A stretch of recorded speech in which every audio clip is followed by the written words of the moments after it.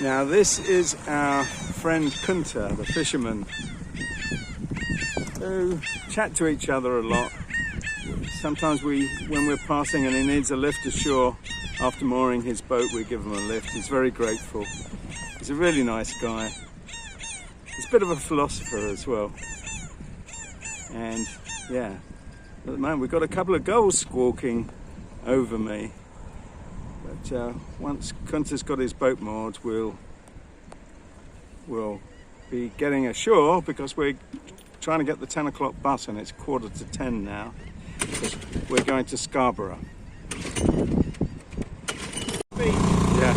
So did you catch anything today, Kunta? Yeah. I caught one Malata kingfish, about 8 kgs, and a small tuna.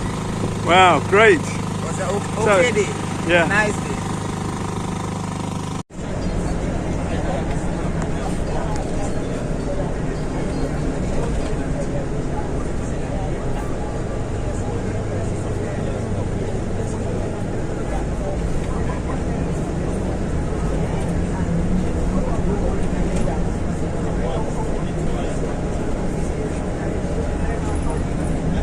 It's Thursday and we're in the capital of Tobago, Scarborough, just at the start of our visit to Fort King George, the historic garrison of the island.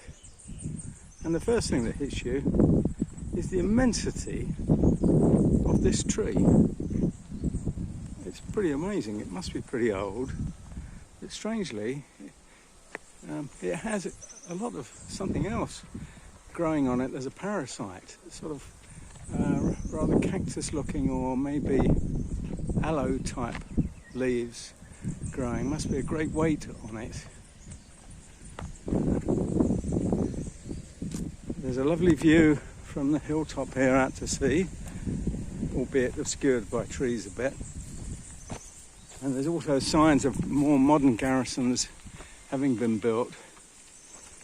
This looks like a barracks building, maybe from the 1950s, something prefabricated. A bit ugly really. I expect we'll get to the more historic parts of the fort soon.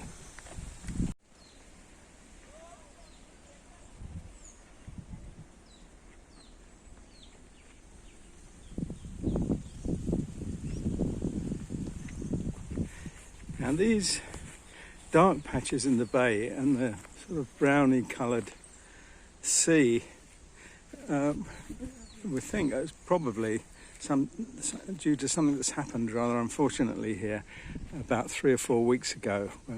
A barge that was full of oil coming from South America, Brazil or somewhere like that, or maybe Venezuela, to somewhere else, got into trouble and sank, and it's been leaking oil ever since.